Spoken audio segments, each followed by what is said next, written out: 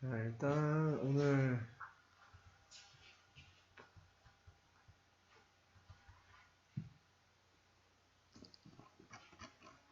삼각함수 시간이 되겠는데요.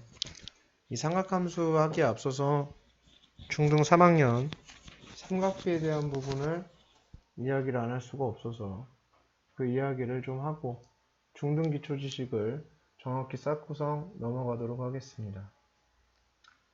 일단 중등 3학년 삼각비에서 우리가 학습했던 내용은 어떤 내용이냐면 삼각비에 대해서 얘기를 했었는데요. 그래서 얘를 삼각비에 대한 얘기를 한번 해보자. 비에 대한 얘기를 해볼 텐데 이 삼각비의 목표점이 어디에 있는 거냐. 삼각비를 배웠고 그 삼각비의 목표점에 대해서 이야기를 해보게 되면 여기에 이렇게 한 변을 내가 제시를 해줬다. 문제에서 한 변과 한 각을 주게 되면 우리는 나머지 변을 쓸 수 있다라는 얘기가 돼요. 그래서 여기는 L 사인 세타, 여기는 L 코사인 세타라고 이렇게 한 변이 주어지고 한 각이 주어지게 되면 작성할 수 있어야 된다라는 게 중등 삼각비의 목표예요. 그러니까 그냥 이런 미친 짓이 아니라 누가 만들어낸 건지 모르겠는데 너분의 너 같은 이런 미친 짓이 아니고 알겠어요? 요거에 이제 목표점을 지니고 있다고. 여기가 이제 세타 이렇게 되어 있을 때 만약에 이제 여기에 변을 L이라고 이렇게 주어주게 된다면 우리는 또 얘를 통해서 이쪽 변과 얘를 통해서 이쪽 변을 작성할 수 있어. 이런 얘기가 된단 말이야. 그럼 내가 너의 길을 몰라서 내가 너라고 한번 줘볼게. 그러면 탄젠트 세타가 너분의 L이잖아. 그러니까 너는 탄젠트 세타분의 L이 되겠지. 자, 이번에는 여기를 얘라고 한번 줘볼게요. 자, 여기서 사인의 세타는 얘분의 L이잖아. 그러니까 얘는 뭐가 되냐면 사인 세타분의 L이라고 쓸 수 있겠지. 오케이. 그렇게 돼서 여기는 무슨 세타가 되고 탄젠트 세타분의 1이라고 쓸 수 있고요. L이라고 쓸 수 있고 탄젠트 세타분의 L 이렇게 쓸 수 있고 여기의 길이를 사인 세타분의 L이라고 쓸 수 있어야 한다 라는 것입니다. 자, 그 다음에 하나 더 해보게 되면 여기 세타라고 줬을 때 여기의 길이를 L이라고 주게 돼도 나는 이 길이와 한 각을 통해서 이 나머지 두 변을 작성할 수가 있는데 옆에와 같은 원리로 여기는 코사인 세타분의 L이 될 것이고 여기는 코사인 세타분의 L이 되고 여기는 L 탄젠트 세타가 된다라고 쓸 수 있어야 한다는 얘기예요. 그러니까 자동으로 작성하지 못하면 안 된다. 그러니까 자, 여기에 목표점이 그렇습니다. 한 변의 길이를 알고 한 변과 한 각을 한 변과 한 각을 통하여 나머지 두 변을 작성할 수 있는 거예요. 라는 게 삼각비의 의의입니다. 작성할 수 있어요. 나머지 두 변을 구할 수 있다는 얘기가 아니야. 자, 작성할 수 있다라는 말은 나머지 두 변을 구할 수 있다라는 말과는 엄연히 다르다. 그래서 나머지 두 변을 구할 수 있다가 아니라 단순히 뭐 할 수 있다? 작성할 수 있으며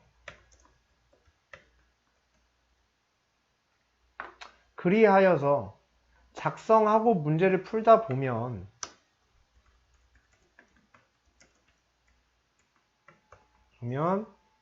뭐 구해줄 수도 있겠죠. 그죠? 두 변의 길이를 구할 수도 있겠지. 그지? 풀다 보면 뭐 무언가 어떤 사건이 발생을 하겠죠.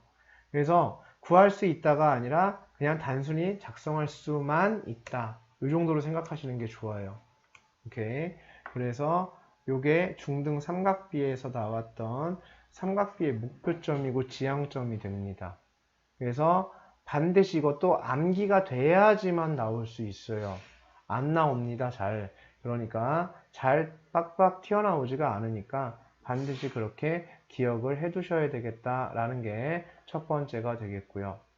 그 다음에 뭐 삼각비의 일반적인 값들은 다 암기를 하고 있을 거라 여겨지지만 그래도 높아심에 한번 이야기를 해보게 되면 사인에 그리고 코사인에 그리고 탄젠트에 대해서 0도, 30도, 60도, 45도, 60도, 90도 이렇게 된다면 사인은 0부터 시작해서 2분의 1, 2분의 루트 2, 2분의 루트 3, 1까지 올라가게 되겠고 코사인은 1부터 쭉 감소하기 시작해서 90도까지만 감소를 합니다.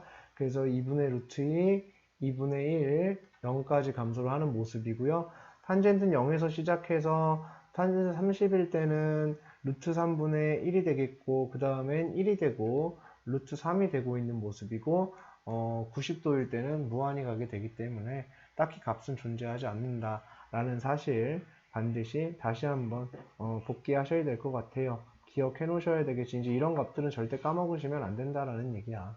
결국은 이런 특수각에서는 그럼 여기서는 이제 우리가 딱 하나 들고 가실 게 있습니다. 어떤 것만 챙겨 가시면 되냐면 특수각은 결국은 값이 2분의 1과 2분의 루트 2와 2분의 루트 3 요거밖에 없다. 이렇게 생각을 하시면 돼요. 자, 탄젠트는 논외로 할 거예요. 사인, 코사인하고는 조금 성질이 다른 친구여서 탄젠트는 논외로 했을 때 우리한테 중요한 사인, 코사인에 대한 얘기를 했을 때 사인, 코사인의 특수각이라는 것은 값이 2분의 1, 2분의 루트 2, 2분의 3, 루트 3밖에 없다라는 사실 반드시 기억해 두셔야 된다는 얘기야. 사인이 그런 값인지 코사인이 그런 값인지는 좀 나중에 이제 얘기를 해보고 이제 그런 부분에 대해서는 이제 나중에 이야기를 하고 특수각은 어쨌든 값을 갖는 것이 이 세 가지 값 중에 하나를 갖게 된다는 것을 안다라는 것 그것이 굉장히 중요하다고 여겨집니다. 그러니까 꼭 반드시 암기를 해 놓으셔야 될 것 같습니다. 탄젠트를 안 외워도 돼 이런 얘기가 아니라 탄젠트도 외워야 되지만 어쨌든 특수각이라 함은 그래서 이런 값들을 갖게 된다라는 사실 꼭 기억을 해 두셔야 된다라는 얘기가 될 거야. 그래서 이 부분에 대한 거 있었고요. 그 다음에 또 중등 삼각비에서는 이제 이런 게 있었죠. 삼각비를 활용하는 것에 대해서 우리가 삼각형의 넓이라든가 사각형의 넓이를 구하는 일을 했었어요.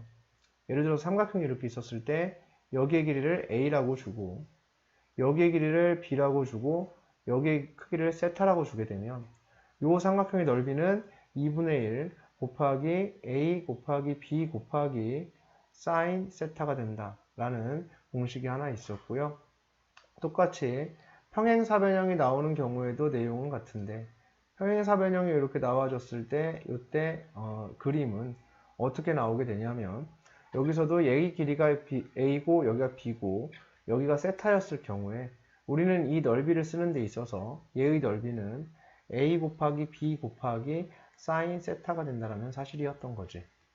얘가 평행사변형이라는 전제하에 그렇게 되는 거예요. 얘가 평사라는 전제하에 이런 일은 벌어지게 될 거야 라는 얘기가 되겠지. 그 이유인 즉슨 이렇게 자르게 되면 얘네들이 합동관계가 되잖아요. 그러니까 요게 요런 모습이 두 개 있는 거잖아. 그러니까 단순히 너한테 2를 곱해준 모습에 지나지 않겠다. 이렇게 우리는 생각할 수 있다라는 얘기가 되겠습니다. 자, 그 다음에 이제 한 가지 더 해보시게 되면, 뭐 예를 들어서 이런 도형에 대해서 넓이를 구하는 것에 대해서도 우리가 한 적이 있어요. 자, 여기에 대해서 이제 대각선의 길이가 이렇게 대각선이 주어져요. 대각선이 주어주고, 대각선이 이렇게 주어주게 되어 있습니다. 대각선이 이렇게 주어져 있어요. 아, 되게 비트네. 대각선이 이렇게 있고, 그 다음에 대각선이 이렇게 나와 있어요. 자, 이렇게 되어 있을 때 여기를 내가 세타라고 주고 여기 한 변을 A랑 B라고 주게 되면 한 대각선을 A, 한 대각선을 B라고 주게 되면 얘도 2분의 1 곱하기 A 곱하기 B 곱하기 뭐가 된다? 사인의 세타가 된다. 라는 사실을 꼭 기억을 해 두셔야 되겠다. 이런 얘기가 되겠습니다. 됐습니까? 자, 그러면 여기서도 당연했던 거야. 왜냐하면은 요 대각선에 평행하게 여기다가 선을 하나 이렇게 그어 볼 수가 있습니다. 우리가. 여기 선을 하나 그어볼 수가 있고, 이쪽에도 저거랑 평행하게 이런 식으로 선을 하나 그어볼 수가 있게 돼요. 그 다음에 B라는 대각선과 평행하게 여기다가 선을 이렇게 그어볼 수가 있겠고요. A라는 대각선과 평행하게 이렇게 선을 그어볼 수가 있을 겁니다. 뭐 이런 식으로 그죠? 그어지겠죠. 뭐 이래? 이렇게 그을 수가 있겠죠. 자, 이렇게 된다라고 했을 때 여기 만들어지는 사각형의 모습이 있는데요. 여기에 지금 길이가, 요 길이가 지금 B가 되기 때문에 요 길이도 지금 B라고 볼 수가 있습니다. 평행하게 그었죠. 그 다음에 요 길이, 대각선 길이를 A라고 줬기 때문에 요 길이도 A라고 줄 수 있습니다. 오케이, A가 됩니다. 그 다음 여기 세타에 대해서 여기도 누가 되고요? 세타가 되고, 여기도 동의각이니까 세타가 되겠지. 쭉 세타가 돼 나옵니다. 그러면 여기 길이가 B고 여기 길이가 A고 저기가 세타로 잡혀있는 이게 평행사 변형이 된단 말이야. 그렇게 되니까 이 전체의 넓이를 구할 수 있죠. 이 전체 도형의 넓이는 얘가 되겠죠. 그죠? 전체의 넓이는 A 곱하기 B 곱하기 사인 세타가 될 겁니다. 근데 지금 여기서 봤을 때 까만 색깔 사각형의 넓이는 요만큼 넓이의 절반, 요만큼 넓이의 절반, 요만큼 넓이의 절반, 요만큼 넓이의 절반 값이 되기 때문에, 즉 전체 도형 넓이의 절반 값에 해당한다고 볼 수 있어. 그래서 얘는 몇 분의 몇이 곱해진 거야? 2분의 1이 곱해진 거지. 그래서 이런 공식이 나오게 되었습니다. 라는 사실까지 기억을 해두시면 좋겠다. 그래서 이 세 가지 내용에 대해서는 절대 잊지 마셔야겠습니다. 이런 얘기예요.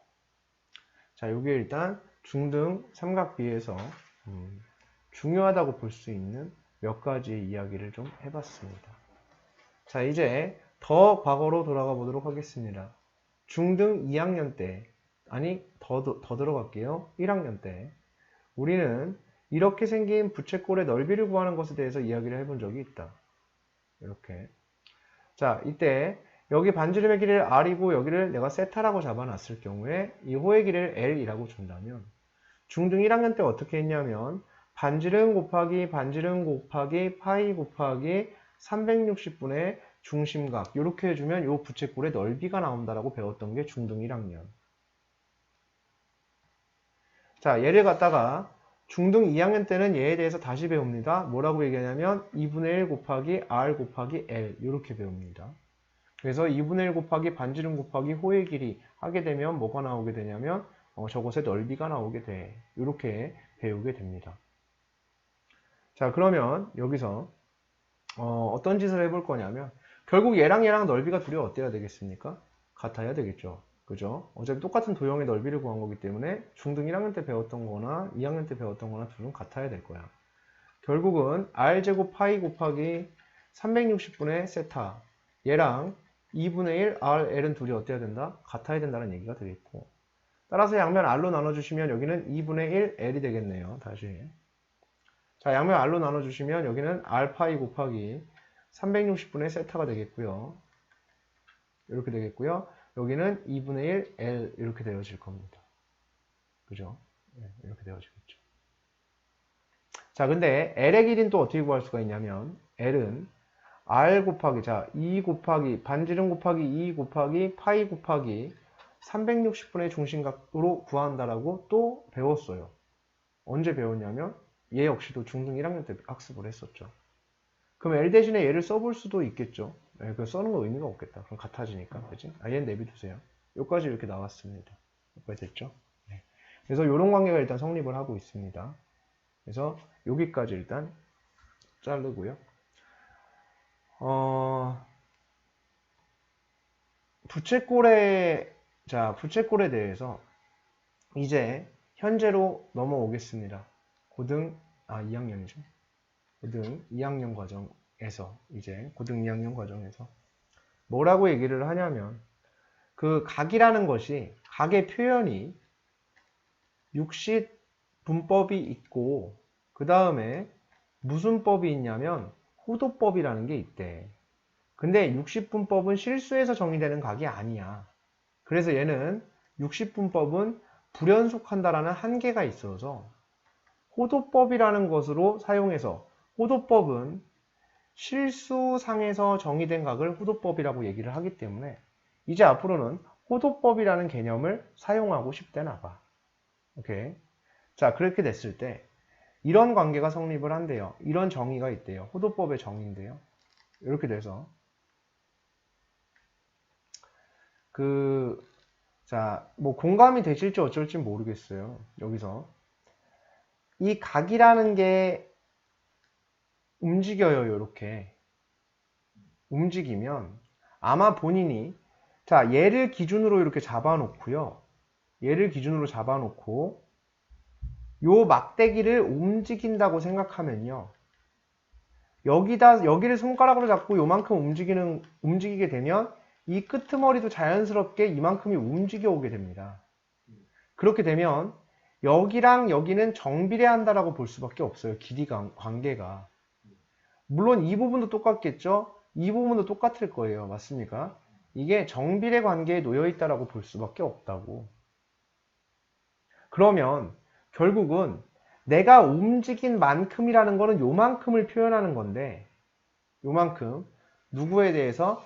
세타에 대해서 보시게 되면 이 세타라는 것은 결국은 너의 길이에 대한 너의 비율과 자 지금 잘 보시면요. 이 세타에 대해서 한번 볼게요.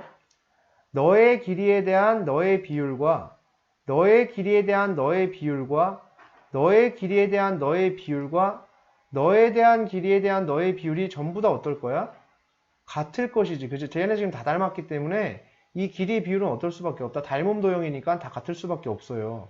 그럼 결국 각이라고 표현되어져 있는 자, 각이라고 표현되어져 있는 얘도 결국은 이 길이에 대한 이 길이의 비율일 수밖에 없다라는 얘기지. 그치? 각이라는 것도. 오케이? 자, 각이라는 것이 이 길이에 대한 이 길이의 비율과 어떻다고? 같다고. 그럼 여기가 R이고 여기가 누구니까? L이기 때문에. 그죠? 그러면 세타라는 것은 반지름의 길이에 대한 누구의 비율? 호의 길이의 비율이라고 정의가 된다. 될 수밖에 없겠다라는 얘기가 되며 따라서 L은 무슨 세타가 된다? R 세타가 된다. 요런 두 가지의 새롭게 발견되는 점이 보이게 됩니다. 맞습니까? 네. 그러면은 우리가 이제 여기다가 L 대신에 R 세타를 써볼 수 있겠죠? 그죠? 그러면 R 파이 곱하기 360분의 세타는 2분의 1 R 세타가 되겠죠? 그럼 양변을 자 이제 세타랑 나눠보고요. R 이렇게 나눠보도록 하겠습니다. 그러면 360분의 파이가 몇 분의 몇이 된다? 2분의 1이다. 그 말은 이 파이가 몇이 된다? 360이 될 것이며 따라서 파이는 몇 도가 된다? 180도가 된다라고 정의되어지겠구나. 이런 얘기가 될 수밖에 없습니다. 라는 얘기가 되겠죠. 됐나요? 그죠? 네. 이렇게 될 수밖에 없는 관계에 있겠죠. 그래서 파이라는 것은 180이 됩니다. 이제 이런 건데. 그래서 이렇게 해서 이런 파이라는 것은 실질적으로 3.14 몇몇몇 하는 그런 어떠한 숫자잖아. 그것이 곧 누구인 거라고? 180도라는 의미를 갖는다라는 거야. 근데 그것에 대해서 더 자세히는 할 수가 없습니다. 현재 고등수학에서 더 자세히는 할 수가 없겠고요. 일단은 파이가 몇 도라는 사실이냐면 180도라는 사실은 변함이 없기 때문에 앞으로는 이제 60분법 대신에 저렇게 파이를 통한 표현을 써서 우리가 어떤 각들을 표현하는 데 있어서 90도라는 각을 표현하는 데 있어서 2분의 파이 이렇게 쓸 수 있어야 되고 45도라는 각을 표현하는 데 있어서 4분의 파이 이렇게 쓸 수 있어야 되고 135도를 표현하는 데 있어서 4분의 3파이 이렇게 표현할 수 있어야 된다. 즉 이런 식으로 파이라는 각을 통해서 우리가 60분법상에서 알고 있던 각을 다시 표현해낼 수 있다라는 것에 의의를 두고 있으니 이 호도법에 대해서는 여기까지만 학습을 하는 걸로 한다라는 거예요. 오케이. 자, 그럼 부수적으로 이제 한 가지 더 얘기를 해보면 그래도 궁금해. 파이라는 거는 3점 몇몇몇 요 정도, 3점 초반대 정도 되는 3.14 뭐뭐뭐 이렇게 되는 값이라고 알고 있었는데 그게 180도라니까 이제 그게 무슨 말인지가 이제 궁금해지는 건데 3.14라는 게 어떤 하나의 각의 표현이 돼요. 라디안이라는 것은 뭐 학교 가서 설명으로 들으세요. 아시겠어요? 뭐 라디안은 설명을 할지 안 할지 모르겠지만 헷갈리기 때문에 더 안 할 것 같긴 하지만 네, 라디안이라는 건 혹시 학교에 설명을 하면 학교에서 들으시면 되고 사실상 필요가 없습니다. 그래서 각이라는 게 뭐 중심각 크기가 3 이런 것도 있는 거야. 자, 중심각 크기가 3 이런 것도 있어요. 그러니까 중심각 크기가 3도랑 3은 다른 거야. 그냥 3 이러면 그냥 각의 크기가 3인가 봐 그냥 이러는 거야. 이게 이제 실수상에 정의되는 각인데 그러니까 중심각 크기가 얼마? 3.14인 게 180도인 거야. 그러니까는 중심각 크기가 1 이러면은 대충 몇 도 정도 되고 60도 정도 되고 중심각 크기가 2 이렇게 되면 한 120도 정도 되나 보다. 3.14가 몇 도니까? 180도니까 3.14 몇몇몇몇몇이 180도 정도 되니까 그냥 중심각 크기가 2다 라는 표현은 대충 120도 정도 되나 보다. 뭐 좀 더 될 수도 있고 덜 될 수도 있겠지. 중심각 크기가 1 이렇게 되면 대략적으로 60도 정도 되나 보다 라고 그냥 생각을 하는 거야. 여기서 뭔가 이해를 하는 게 아니라 대충 그냥 그런 건가 보다 이렇게 하는 거야. 고등수학 자체에서 증명도 안 되고 아무것도 안 되기 때문에 수학적으로 너무 깊이 들어가야 되기 때문에 이런 부분은 빼겠다는 얘기인 거야. 그래서 대략적으로 이제 이 정도의 생각을 해주시겠다라는 얘기야. 1도가 아니라요. 그냥 중심각의 크기가 1이라는 표현은 60도 정도 된다. 아니 볼 수도 없을 거야. 뭐 네가 볼 수 있을지 없을지도 몰라 사실상. 이게 현행 교과 과정에 뭐 이렇게 뭐 크게 나오고 있지는 않기 때문에 그런 부분에 대해서 뭐 정확한 표현은 필요가 없지만 대략 이렇게 생각해 주시면 좋지 않겠냐 이제 이런 거예요. 아시겠습니까? 네, 그냥 뭐 대충 그렇다 뭐 이제 이런 얘기야. 그래서 요거는 몰라도 상관은 없습니다. 뭐 이해 안 되시면 말아도 돼요. 그냥 쿨하게 말으셔도 전혀 관계가 없으니까 네, 신경 쓰지 않으셔도 된다. 이제 이런 거야. 그래서 부채꼴의 넓이 그리고 호도법의 정의에 대해서 이야기를 하고 있고 파이는 180도가 맞고요. 파이가 3.14인 것도 맞다고. 그 사이에서 혼돈할까봐 얘기를 드린 거야. 파이는 3.14가 그럼 아닌 건가요? 아니 맞다고. 그거 맞는 말이야. 아시겠어요? 그리고 180도인 것도 맞다고. 파이는 180도인 거야. 그래서 그렇게 됩니다. 라는 거야. 자, 그러면 다시 한번 보실게요. 그러면 여기서 이제 우리가 짚고 넘어가야 되는 포인트가 생기죠. 파이가 180도야. 그죠? 네. 그럼 이 파이는 360도. 그죠? 뭐, 그냥 그런 얘기가 되고요. 자, 여기서 이제 한 가지 한번 얘기를 해볼게요. 다음 명제는 반드시 기억을 하시고 암기하셔야 됩니다. 둘레의 길이가 일정한 부채꼴의 넓이가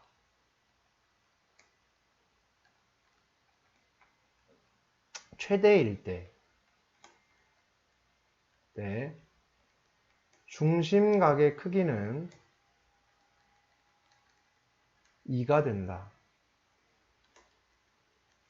암기하셔야 되는 명제입니다.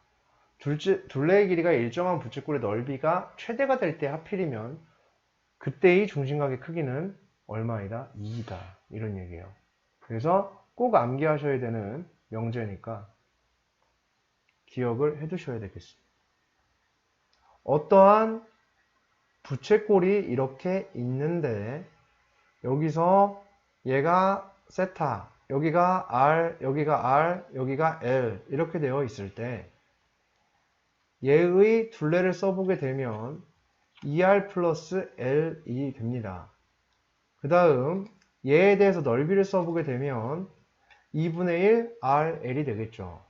그러면 여기서 얘기하는 게 넓이의 2RL의 최대는 2분의 1은 어차피 고정된 값을 갖고 있으므로 RL이 최대가 될 때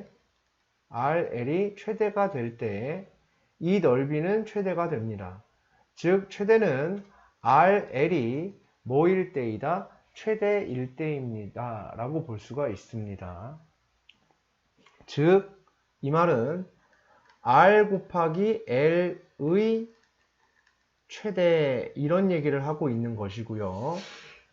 여기선 지금 보시게 되면 어차피 2라는 것은 고정값이기 때문에 우리는 둘레의 뭐를 구할 수 있냐면 최소에 대한 얘기를 해볼 수가 있습니다. 둘레의 최소. 그래서 얘의 최소는 우리가 어떻게 된다라고 알고 있냐면 산술 기압 평균에 의해서 2배 루트 2RL 이렇게 된다라고 알고 있습니다. 넓이의 최소는 이렇게 되어지겠죠. 그럼 그 둘레라는 값이 어떤 값을 갖게 될 텐데 그것의 최소값이 누가 된다? 얘가 된다라는 얘기입니다. 그러면은 여기서 어떤 일이 벌어지게 되냐면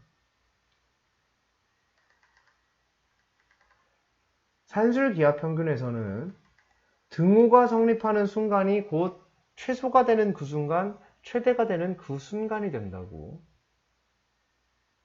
그러니까 산술 기압 평균을 다 까먹었다라는 전제하에 지금 뭘 하고 있냐면 설명을 드리는 거니까 산술 기압 평균 다 까먹었는데 에서부터 머릿속에서 생각이 시작이 되면은 이 수업이 안 들려버리니까 산술 기압 평균을 다 하나도 몰라 이렇게 되는 전제하에 이제 말씀을 드리는 거야. 아예 무지하다. 전혀 다 까먹어서 산술 기압 평균이 뭔지조차 모른다라는 기준으로 설명을 드리는 겁니다. 최소와 최대가 발생하는 그 순간은 얘가 등호가 성립하는 그 순간이 됩니다. 자, 다시 얘기를 해보면 x의 최소값은 없습니다. x의 최소값은 2입니다. 이 범위에 있는 가장 작은 x는 2입니다. x의 최소값은 없습니다. 2.000001인지 2.00000001인지 2.5인지 모릅니다. 알 수 없습니다. 최소값 자체가 존재하지 않습니다. 최소값이 존재하는 순간은 얘가 이렇게 될 때 비로소 x는 2라는 최소값을 갖게 됩니다.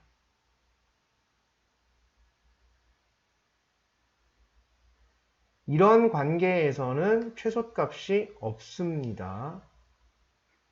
이렇게 될 때야 비로소 최소가 발생하는 순간이 됩니다. 등호가 없으면 최소는 발생할 수 없고 최대 역시 발생할 수 없습니다. 동의하시죠? 네. 최소가 발생하는 그 순간이라는 건 등호가 성립하는 순간입니다. 근데 산술기압 평균에서 등호가 성립하는 순간은 뭐라고 정의했냐면 합의 주체가 뭐 할 때냐면 같을 때라고 정의를 합니다. 등호가 성립하는 그 순간. 그럼 다시 한번 얘기를 해보면 등호가 성립하는 순간이라는 것은 우리가 뭐라고 생각을 할 수 있냐면 최소가 되는 순간 또는 곱의 입장에서는 최대가 되는 순간이라고 생각할 수 있습니다. 그거는 합의 주체가 어떨 때냐면 같을 때라고 선생이 써놨는데 합의 주체라는 것은 합의 주체는 다시 2R 더하기 L의 최소는 언제 발생하게 되냐면 2R과 L이 어때질 때? 같아질 때. 자, 여기서의 합의 주체라고 쓴 표현은 그러니까 이 친구와 이 친구가 되겠죠. 합을 직접 해야 되는 그 주체들이 서로 어떨 때다? 같을 때다 라고 이야기를 할 수가 있습니다. 즉 2R equal L일 때고요. 그러면 여기서 양변 R로 나눠주게 되면 R분의 L은 2가 되는데 R분의 1을 어디서 많이 본 것 같아요? R분의 L을 많이 본 것 같아요? 오케이, 세타 이퀄 R분의 L이 되겠네요. 반지름에 대한 호의 길이의 비율이 2. 즉 얘가 누가 된다? 세타가 된다는 얘기지. 아 그러네. 부채꼴의 넓이가 최대인 그 순간, 즉 둘레가 최소가 되는 그 순간에 중심각의 크기는 얼마이다? 2입니다. 라고 생각할 수 있겠네요. 됐습니까? 그래서 중심각의 크기는 2다. 이렇게 반드시 암기를 해 놓으실 것. 이런 얘기가 되겠습니다. 중심각 크기는 2입니다. 넓이가 최대일 때 중심각 크기는 2입니다. 자동으로 나오셔야 되는 이제 그런 명제라고 볼 수가 있습니다. 자, 그 다음에 이제 각에 대한 얘기를 할 텐데,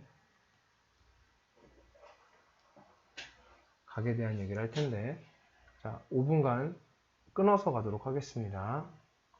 자, 보시면 각입니다. 각인데 그 회전 운동에 의해서 만들어진 각을 얘기를 해요. 회전 운동에 의해서 일반각을 표현하는 방법에 대해서 이야기를 하는 건데요. 여기서 시초선이, 자, 이렇게 해서 기준선을 하나 잡아볼 거야.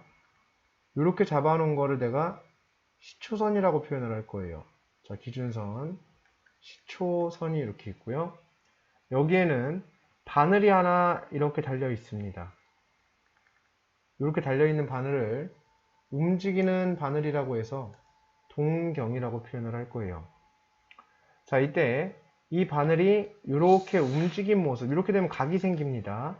동경이 시초선에서 출발해서 이만큼 올라가게 되면 원래 이제 이렇게 시초선에 겹쳐 있다가 이렇게 올라간 거죠. 올라가게 되면 이런 모습에 이제 각이 발생하게 됩니다. 또는 이 동경이 이렇게 내려갈 수도 있겠죠. 시초선에서. 그죠? 그럼 내려가게 되면 이런 식으로 각이 발생하기도 합니다. 그죠? 그래서 여기서 이쪽으로 가는 이쪽 방향으로의 각을 갖다가 양의 방향으로의 회전. 자, 이쪽 방향으로의 회전을 양의 방향으로의 회전, 이쪽 방향으로의 회전을 음의 방향으로의 회전이라고 표현을 합니다. 회전이. 그래서 여기에 알파라는 각이 만들어졌을 때 이때 동경 세타에 대해서 이야기를 해보겠다라는 얘기가 되겠네요. 자, 저 세타라는 동경이, 저 알파라는 알파 디그리라는 각은요, 예전에는 그냥 알파인가 봐 이랬던 건데 이제는 확신이 안 서는 거야. 이 동경이 한 바퀴를 돌고 알파만큼 더 간 걸 수도 있고, 아니면 이 동경이 두 바퀴 돈 다음에 알파만큼을 간 걸 수도 있어. 그럼 이 동경의 이동 거리를 보면 한 바퀴 돌면 360도, 알파만큼 더 가면 360 플러스 알파. 그죠? 얘가 두 바퀴 돌면 720도 플러스 알파. 이렇게 될 수도 있겠지. 즉, 이 알파가 더 이상 알파가 아닐 거란 얘기야. 그러니까 여기 예를 들어서 30도가 있으면 얘는 390도일 수도 있고 750도일 수도 있다고. 이 30도만큼을 30도라고 볼 수가 없는 거야, 이제는. 한 바퀴 돌고 온 거면 30도를 더 간 거면 어떡해? 이런 생각이 드는 거지. 그래서 저 각이 표현되어 있을 때 회전 운동에 의해서 만들어지기 때문에 저 세타에 대해서 그냥 알파 디그리라고 할 수는 없는 노릇이어서, 또는 얘가 거꾸로 회전해서 한 바퀴 회전하고 알파만큼 올라간 걸 수도 있지, 거꾸로 두 바퀴 회전한 다음에 알파만큼 올라간 걸 수도 분명히 있단 말이야. 그렇게 돼서 얘를 갖다 표현을 할 때 360 곱하기 n 플러스 알파 이렇게 표현을 하게 된다는 얘기입니다. 그리고 저 n은 양의 방향으로 한 바퀴 돌았는지 음의 방향으로 한 바퀴 돌았는지, 양의 방향으로 두 바퀴 돌았는지 음의 방향으로 두 바퀴가 돌았는지 명시가 되는 것이어서 얘는 회전의 방향과 회전 수에 대한 얘기가 되겠다는 얘기지. 즉 여기에 있는 이 n 값은 회전 방향과 회전 수를 내포하고 있는 개념이다 라고 이제 이야기를 하게 됩니다. 자, 그러면 이 두 동경에는, 자, 동경이 이제 하나가 있을 때는 이렇게 표현을 하는 것이고요. 그 다음에 동경이 하나가 아니라 두 동경 사이에 위치 관계가 존재할 때가 있으니라. 이건 시험 반드시 나옵니다.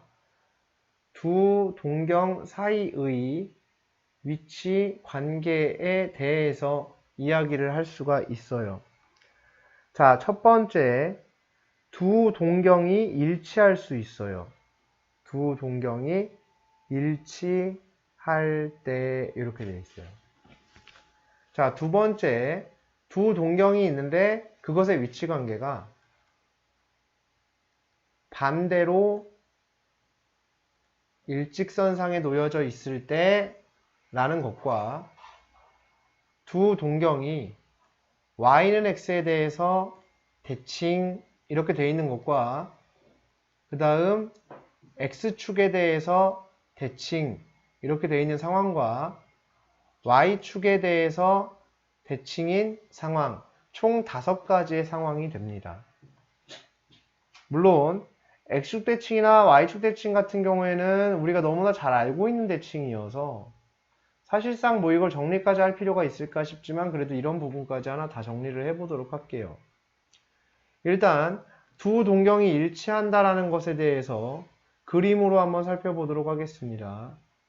자, 이렇게 되어 있을 때 얘가 어떤 동경이 이렇게 세타가 이렇게 있었는데 어떤 다른 동경도 얘랑 일치해서 이렇게 갔다는 얘기야. 그걸 세타 프라임이라고 한번 해볼게요. 그러면 둘 다 여기서 알파만큼 겨우 올라간 상태인 걸 겁니다. 그죠? 그러면 우리는 세타라는 동경을 360 곱하기 n 플러스 알파 이렇게 쓸 수 있겠고요. 세타 프라임이라는 것을 360 곱하기 몇 바퀴 돌았는지 모르잖아. 그지? 플러스 알파 이렇게 쓸 수 있다라는 얘기가 되겠습니다. 다시 반대로 일직선인 상황은 해보게 되면 내가 다음의 동경을 이쪽에 있는 동경을 세타와 세타 프라임 이렇게 한번 줘보도록 할게요. 이쪽에 날아간 이 동경을 세타 이 동경을 세타 자 요거를 세타 요거를 세타 프라임 이렇게 잡아놨을 때 여기가 알파라는 것은 요만큼이 알파라는 얘기가 될 겁니다. 그러면 세타라는 동경은 시초선을 기준으로 한 바퀴 회전하고 180도 더 가고 자 몇 바퀴인지 몰라. 몇 바퀴를 회전하고 자 여기서부터 시작된 거야. 몇 바퀴를 회전했는지 모르지만 회전을 하고 180만큼 더 간 다음에 알파를 더 간 거 맞아 안 맞아? 맞지? 그걸 한번 써볼 거야. 360 곱하기 n바퀴 회전하고 180도를 더 간 다음에 알파만큼을 더 간 거야. 라고 우리가 세타 프라임을 쓸 수 있습니다. 세타를 쓸 수 있습니다. 그럼 세타 프라임은 360 곱하기 몇 바퀴 회전했는지 모르니까 그런 다음에 알파만큼 더 간 게 세타 프라임이라고 볼 수가 있겠죠. 자, 이제 y는 x에 대한 대칭에 대해서 한번 이야기를 해보도록 하겠습니다. y는 x가 이렇게 있을 때 얘가 y는 x야. 자, 어떤 동경 하나가 세타인데 세타가 이만큼을 갔어. 그리고 세타 프라임이 요만큼을 갔자. 요게 이제 세타가 이만큼을 갔고요. 그 다음 세타 프라임이 y는 x에 대한 대칭으로 이렇게 왔어요. 해놨을 때 얘네가 여기에 대해서 대칭 y는 x란 직선에 대해 대칭이기 때문에 요만큼을 내가 알파라고 한다면 여기 각과 여기 각이 똑같을 거란 말이야. 요만큼은 마이너스 알파라고 볼 수가 있겠죠. 그러면 우리는 세타라는 각을 쓸 수가 있습니다. 세타라는 각에 대해서 우리가 작성이란 걸 할 수가 있게 돼요. 그럼 세타라는 각을 작성 한번 해보자. 자, 세타는 자, 한 바퀴, 두 바퀴, 몇 바퀴인지 몰라. 근데 90도만큼 더 갔다가 마이너스 알파 맞습니까? 네. 자, 360도씩 몇 바퀴 회전했는지 모르는데 90도만큼 더 갔다가 마이너스 알파만큼 온 거야. 이게 세타. 세타 프라임은 그냥 360 곱하기 m 더하기 알파 이렇게 써볼 수가 있습니다. 이게 y는 x에 대한 대칭 관계라고 볼 수가 있습니다. 그죠? 그 다음에 x축 대칭과 y축 대칭은 한 큐에 보도록 하겠습니다. 자, 이렇게 잡아놓고 여기에 이렇게 잡아놓고 알파만큼 갔어요 하는 동경이 세타. 그 다음 이렇게 잡아놓고 마이너스 알파만큼 왔어요 라고 하는 게 세타 프라임. 이렇게 잡히게 되면요, 얘는 x축 대칭 관계의 두 동경이 되겠지. 그럼 얘는 세타는 360 곱하기 n 플러스 알파 이렇게 쓸 수 있겠고, 세타 프라임은 360 곱하기 n n 바퀴 돌았겠지. 거기에 돈 다음에 마이너스 알파만큼 더 갔다라고 볼 수가 있습니다. 자, 얘를 갖다가 이 세타를 이쪽으로 저기를 해볼게요. 대칭 이동을 해볼게요. y축 대칭을 해볼 거야. 그럼 요렇게 돼서 요만큼이 마이너스 알파 디그리만큼이 될 겁니다. 그죠?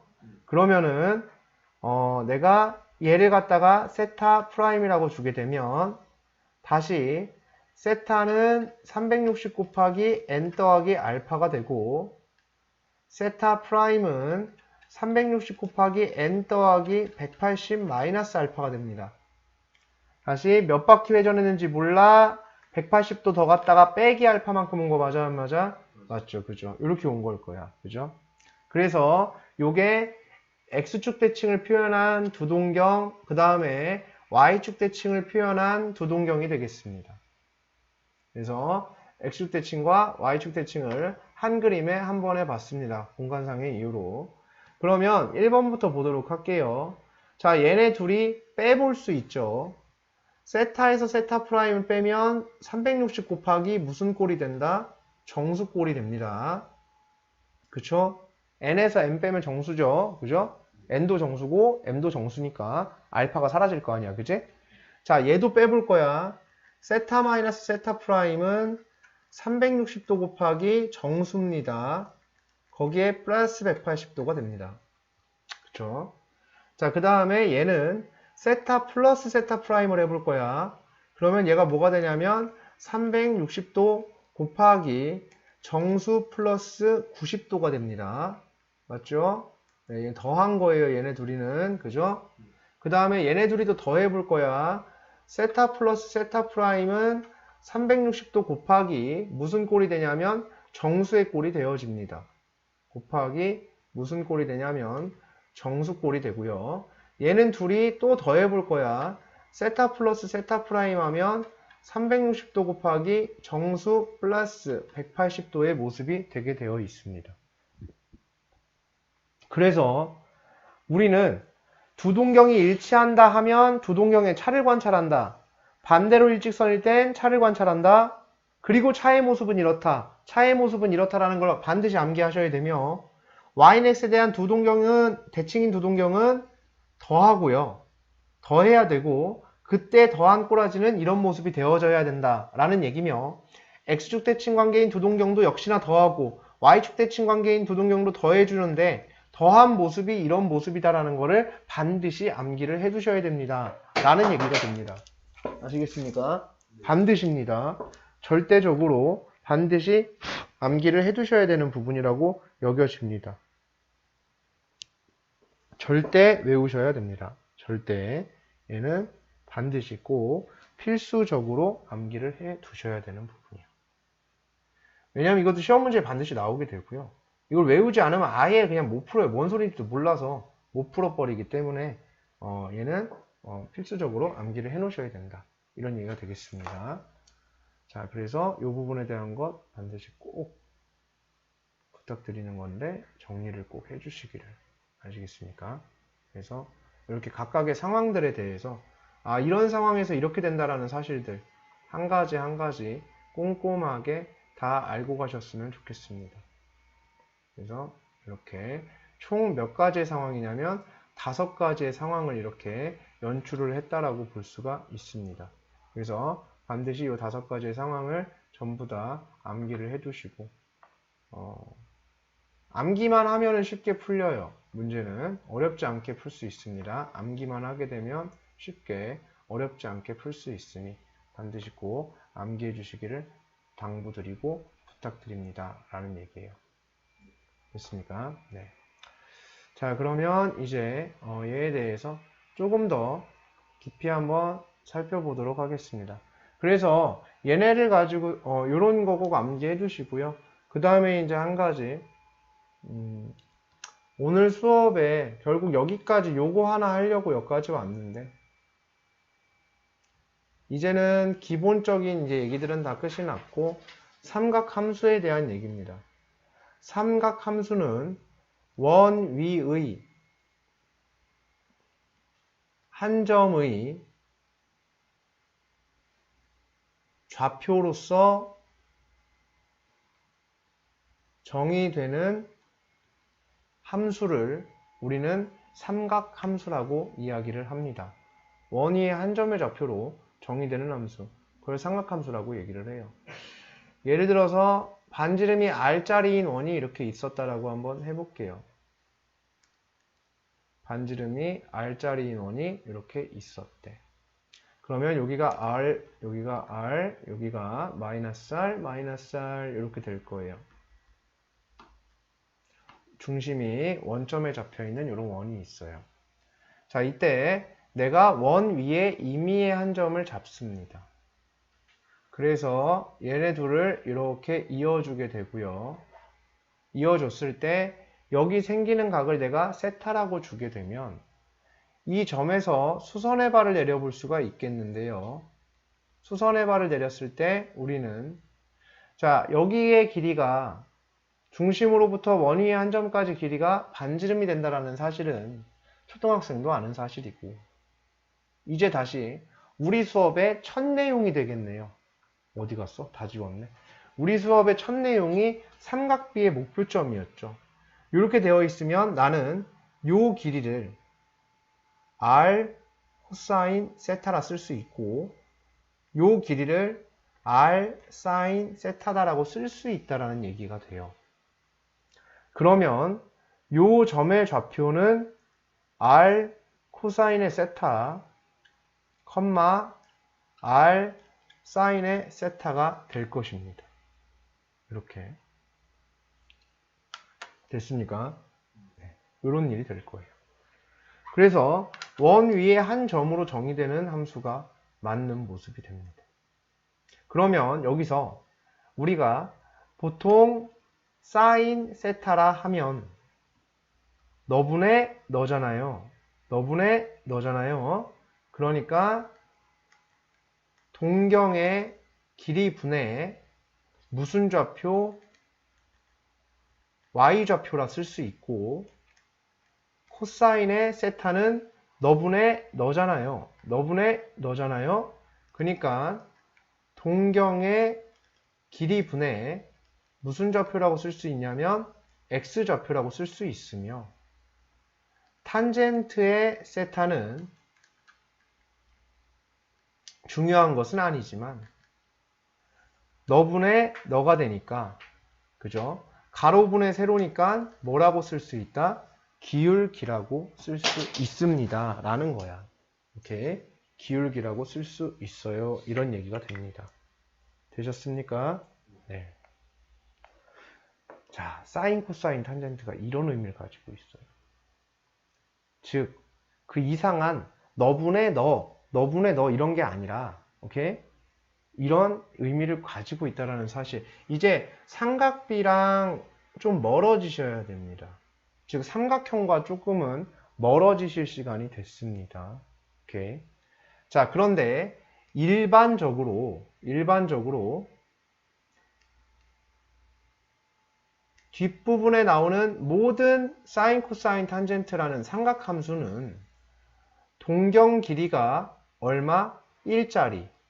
즉 동경 길이가 곧 반지름이니까 요게 동경의 길이잖아요. 얘가. 그죠?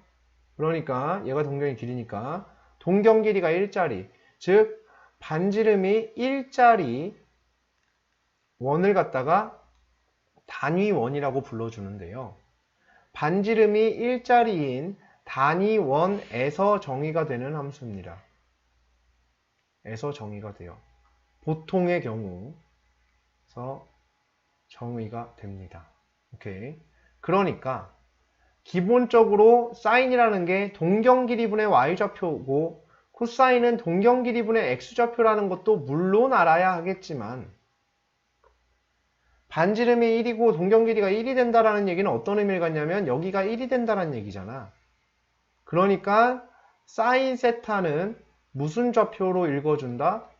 y좌표가 되고 코사인의 세타는 무슨 좌표가 되며 x좌표가 된다 라는 사실이 되며 또한 동시에 y좌표를 읽어줄 때 우리는 y좌표를 뭐라고 읽어주냐면 세로라고 읽죠. y좌표는 세로, x좌표는 가로라고 읽죠. 그래서 코사인 세타 하면 가로, 사인 세타 하면 세로라고 읽어주는 것도 필요하다. 오늘 수업이 아니라 다음 시간 수업을 위해서는 여기 단원이 좀 커다란데 다음 시간의 수업을 위해서는 굉장히 중요하게 작용을 한다라는 얘기가 되겠습니다. x좌표, y좌표 알겠습니까? 자, 그러면 여기서 몇 가지를 한번 해보도록 할게요. 만약에 대칭관계의 각을 한번 얘기를 해볼게. X축 대칭관계에 있는 두 각에 대해서 얘기를 해볼 텐데요. X축 대칭관계에 있다라는 것은 어떤 동경이 이렇게 세타만큼 올라갔을 때, 요 점이요. 그 다음에 얘가 대칭돼서 이렇게 내려와서 길이 같다 표시해 주셔야 되고, 그러면 합분이 되면서 여기가 마이너스 세타가 될 거야. 그치?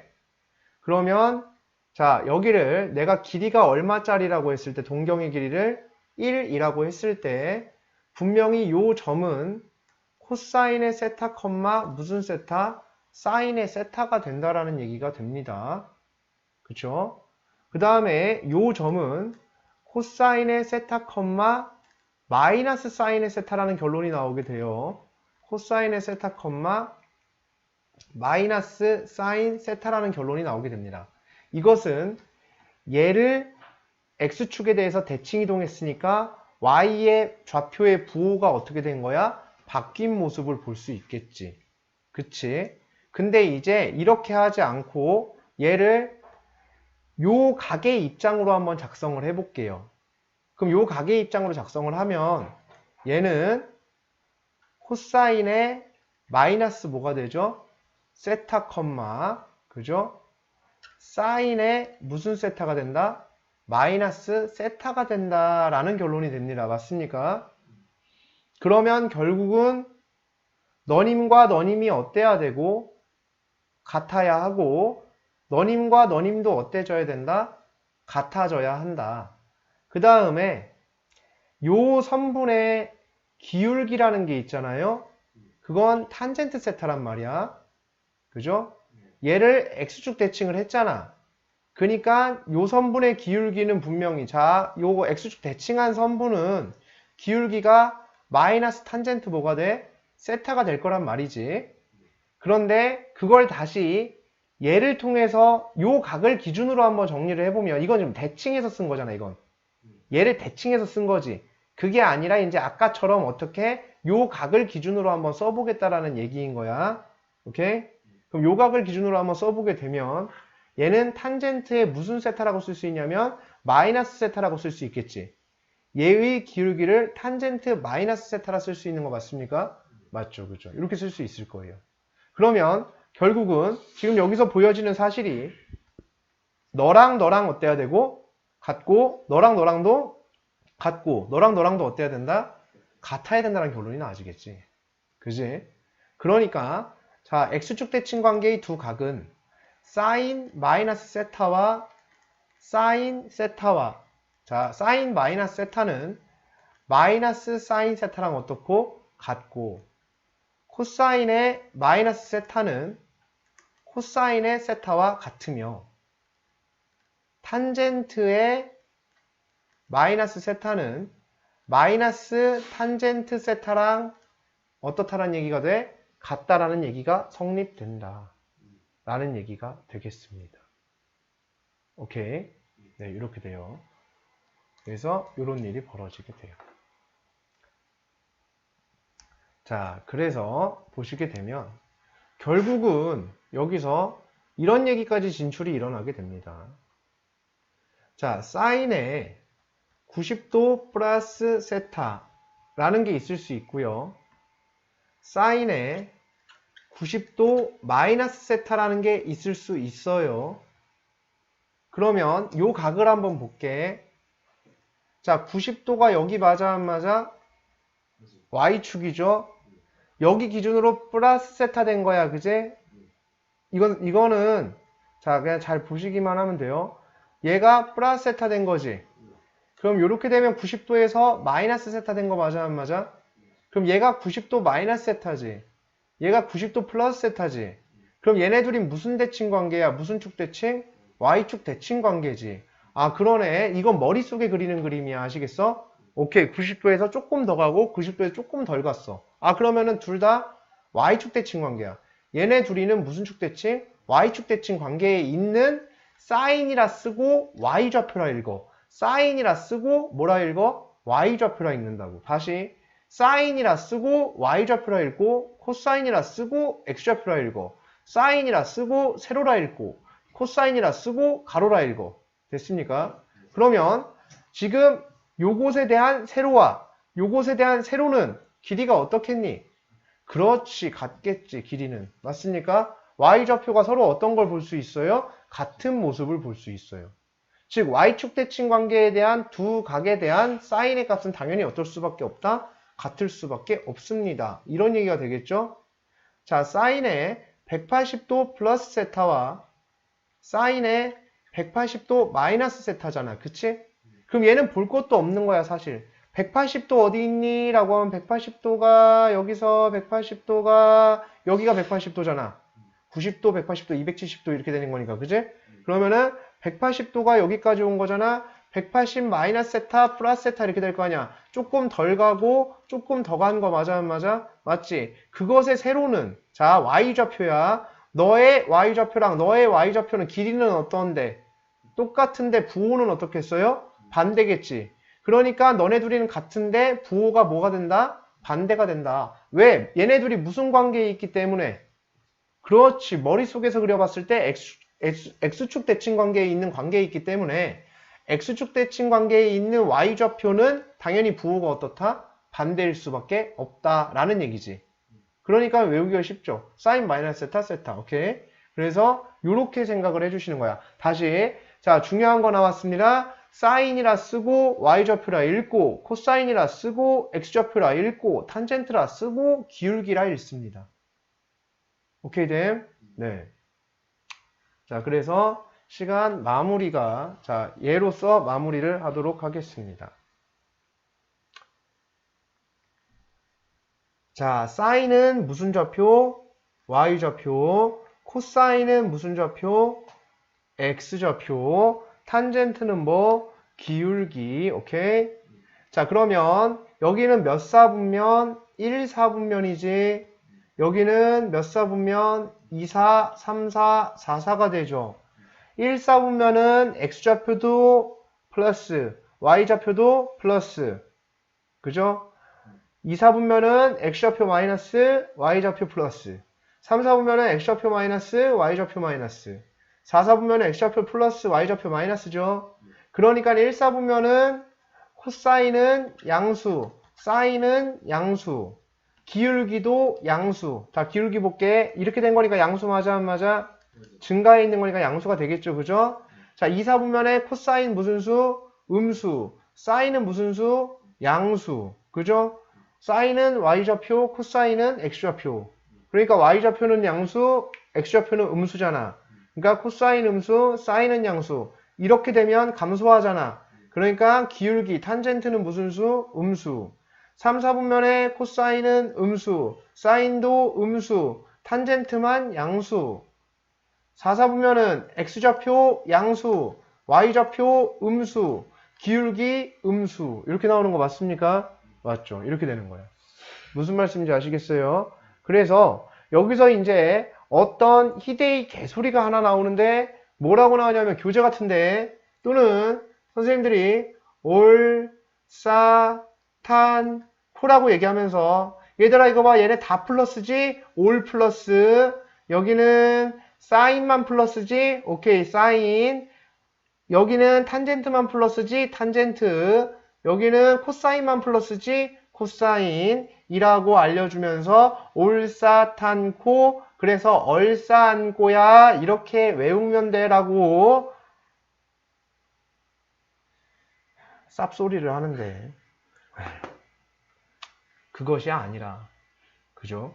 그것이 아니고 우리는 사인이라 코사인을 뭐라고 읽고 x좌표고 사인을 뭐라고 y좌표로, 그죠? 그렇게 읽어준다면 얘를 굳이 얼싸안고 하면서 외울 필요가 있겠니 없겠니? 없겠지. 당연히 x좌표가 어디가 플러스인지 어디가 마이너스 다 알잖아, 그지? 그러니까 사인 이퀄 y좌표, 코사인 이퀄 x좌표를 그냥 우리는 그냥 동일시를 해버리면 전혀 그런 이상한 쌉소리는 안 해도 된다고 아시겠습니까? 오케이, 됐어요. 심지어 책에도 이렇게 나와 있어요. 그 위대한, 제가 좋아하는 위대한 정석책에도 이렇게 나와 있는데, 물론 그거는 홍성대 할아버지의 의지는 아닐 겁니다. 어쨌든 간 그렇게 나와 있는데요. 네. 그래서 얘는 이제 이렇게 되어진 겁니다. 그래서 여기까지가 일단 우리가 오늘 한 삼각함수 파트 1절 내용이 되겠어요. 만 2절, 3절까지 있을 예정이고요. 단원 자체가 크기 때문에. 그리고 여기는 이제 암기가 안 되면 못 한다, 여기는. 아시겠습니까? 수업이, 그 다음 수업이 진행이 안 되니까 암기를 반드시 해주십사 당부드리고 부탁드립니다. 되시죠? 네, 그래서 오늘 수업 여기까지 하도록 하겠습니다. 네, 고생 많으셨고 복습 꼭 하셔야 돼요. 다시 정리해 꼭.